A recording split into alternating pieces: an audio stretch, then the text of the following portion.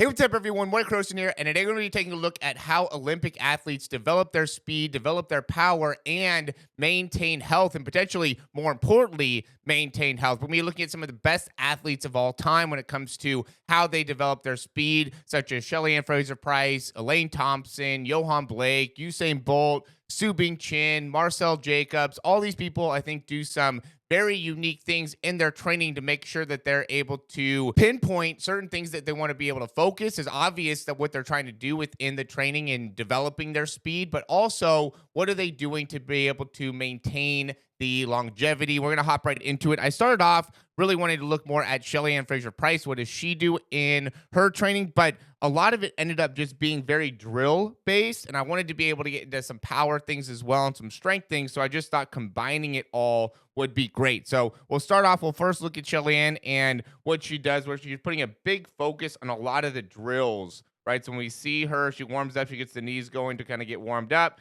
And now as she gets into some of the track stuff, she's putting a big focus here on really pushing off, getting the range of motion within her ankles right, within her feet right, and then she's just working on getting a little jog, high knees. She's put such an emphasis on high knees, and we'll be able to get more into that. But we can see again, it works on the pushes, and then she was going to go another set of jogs, high knees.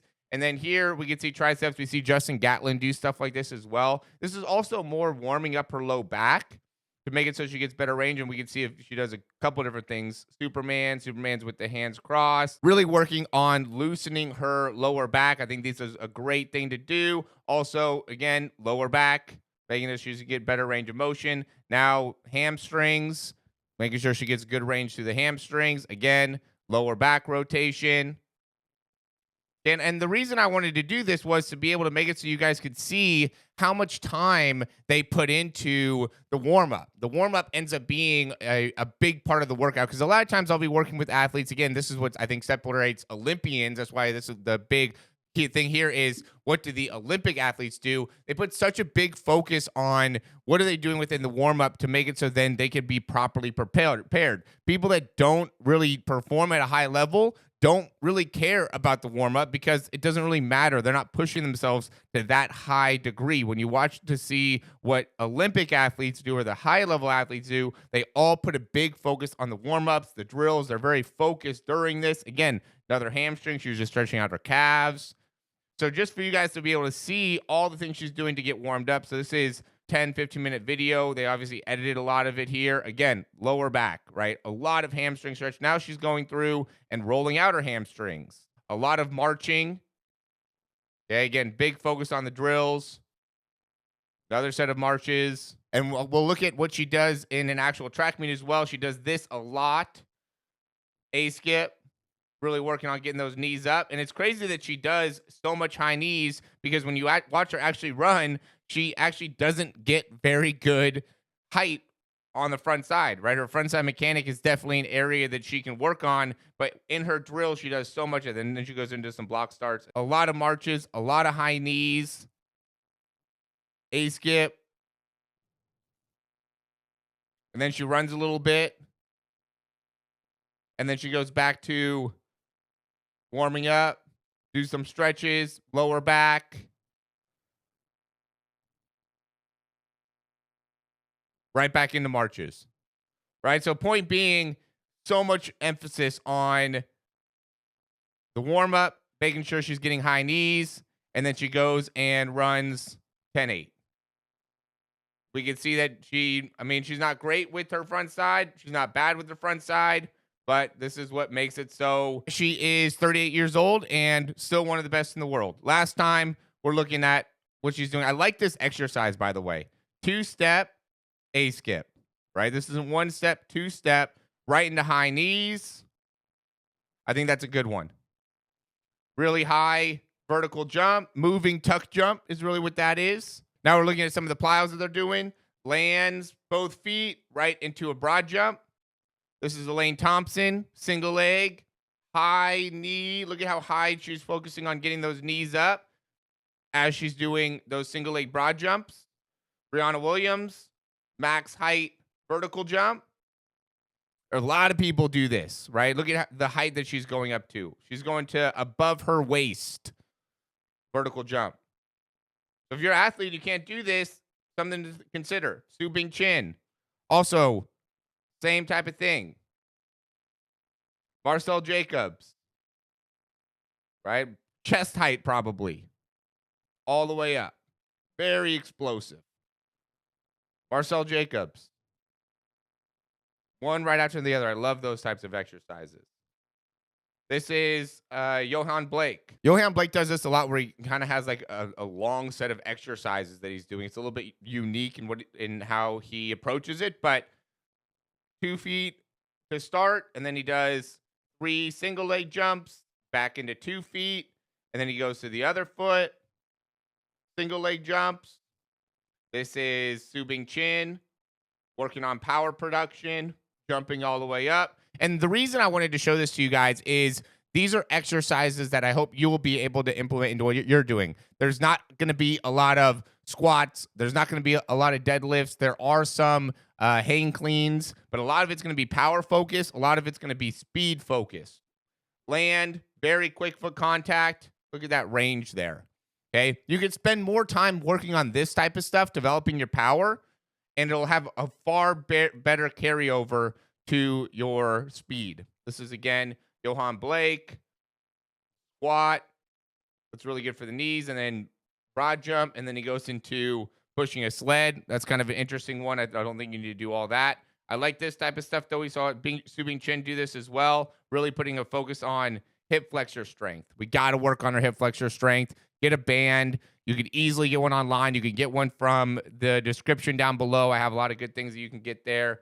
So here we have, again, Yohan Blake jumping up from the knees, right to a vertical jump, drops the weight, another vertical jump. Here's a great strengthening exercise. Again, I don't think that you need to squat. This is going to be a hinge type of a movement. So this would be more of like a deadlift type of thing. Don't even need that much weight. I think it would be good to be able to work on. This is going to be a hang snatch with a knee drive. This is Justin Gatlin.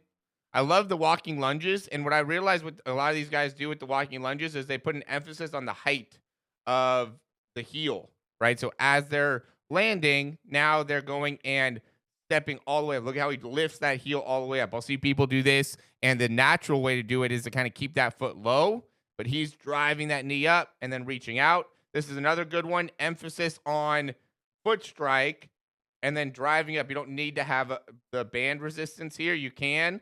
Obviously, I like doing it like this. I'll even put the band on the foot as opposed to the knee where Justin Gatlin has it here. But either way, I think it's a good one.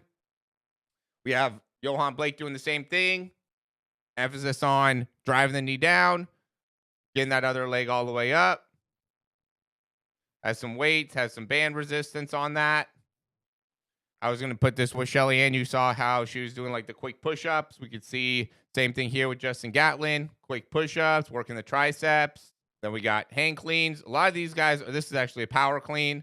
A little bit older with Justin Gatlin. A lot more is like quick type of movements. Now we can see with Usain Bolt using some machines, nice and quick. He's not getting a ton of depth here. He's really focusing on speed. Here we got hang clean, right? But he's not going fully into squat position. Here we have Marcell Jacobs working on full squat. We have him also doing the leg press. Again, focus on being quick, right? A little bit more power, be quick. Here we have, again, Marcell Jacobs. Not a lot of weight, focusing on power, focus on being quick. We have Yohan Blake there doing a full hang snatch. This is super slow motion, but the emphasis is on speed. Here we have Bingtian. Not getting a ton of depth here, focusing on foot strike and then explode. Okay. So the reason that you want to be able to watch this, or what you should be taking from this, is obviously the power and the strength, but also when doing the exercises, how to perform a strength lift to make it so you're developing speed, developing power, as opposed to big emphasis on strength. Obviously, you're trying to get stronger when you're in the weight room, but how can we get speed strength, not just strength or slow strength? Okay. The way to be able to do that is put an emphasis on the power production into the ground, the speed of the bar, the speed of the movement. The exercises are more of the power lifting type of exercises. Here we have another focus on foot strike, right? Focusing on power into the box, driving the leg up and through. This is a good one for like the shoulders, for the upper body with the high knees. Okay, we already saw this with Bingtian in the last video that I made, but emphasis on extension, emphasis on leg drive. It's still foot strike. This is very similar to what we were seeing Justin Gatlin do, right? He's still doing the same type of thing that Justin Gatlin was doing, but this is just a different machine, a different body angle in how he's doing it, but it's still an emphasis on speed and strike through that foot. Bow. Okay, that's what we got. You got to put a big focus on within your training. The step ups, I think, are a great way to be able to do it. Just doing different types of jumps, right? Having a very tall box and then landing, jumping out from there. That's another great way to understand landing, how to be able to properly absorb and then push off, right? This is all foot strike or power into the ground. Here's another good one. I love this exercise. I've been having athletes do it. I think it's so good. Really focusing on power off of the blocks or out of the blocks and then jumping from there. And then we also have weighted sprints, right? This is just what the Olympics guys do, right? This is Usain Bolt doing weighted sprints. Everybody does this. Bingtian does this. This is, again, Yohan Blake doing it. We saw Justin Gatlin doing it. This is Marcell Jacobs putting an emphasis on doing some hamstring stuff. We saw Usain Bolt do that as well. He was lying down when he was doing it. This is a cool one where we got 2-foot jump with dumbbells, land in a split squat position. Multiple reps there. And then a big emphasis on core. Usain Bolt, I think, talks about it the most.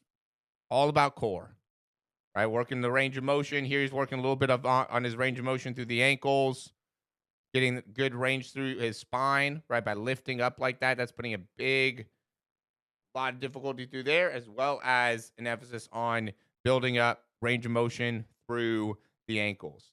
I hope you guys are taking some notes here, though, and thinking about some exercises that you can apply. This is something I've been doing a lot more of. It's just like looking to see what are the best guys doing? How can I get better within some of my programming to make it so then I could help out more athletes in understanding what to do? This is another good one. So big thing with this is a very weak level band, the yellow band, but he's driving his hip up. He's not just lifting here. He's also lifting up here and then lifting up the knee to get more stability here. That's going to really turn on those muscles on this side. And then by lifting up, he's activating the other side. So this is a very challenging exercise to be able to do. Again, working rotation, working core, knee drive, foot drive. Got to work core. I'm big on weighted planks. I like these ones as well. Knee drive with the TRX. I also really like the leg lifts from the pull-up position. So you have like a pull-up bar, lifting up the legs. Here he's just working on that explosive power. Has the resistance with the vest. Now this is really focusing on how well are you squeezing through the core as you're doing the sit-ups, legs up, doing the sit-ups, flutter kicks. So we got to make sure that we are emphasizing core development as well. A lot of power stuff. Again, I can't say it enough. The focus on speed, strength, and power development. Let's get more stuff where you're doing different types of jumps. You don't have to have all these different types of boxes. You don't have to have, a ton of different weight supplies. You could do continual broad jumps. You can do box jumps. A lot of gyms have the box jumps. A lot of gyms, and a lot of times when you go to those places, they're not even being used. It's like you could go and start using box jumps basically anywhere, or the vertical jump boxes basically anywhere. So apply more of that to what you're doing as opposed to doing too many things when it comes to the squats or just the slow moving type of exercises. Again, going back into deadlift, just, even when you're doing lunges, instead of doing isolated, lunges or isolated rear foot elevated split squats or something like that, just make it so there's more power to it. Or with the lunges, make it so you're walking, you're driving that heel all the way up. Try to apply the best that you can how is this going to translate to me running faster? And this is what the best people do, right? So that's why I wanted to make this, is so then you could see a video, a clear, defined video of like what are elite athletes doing to be able to get faster.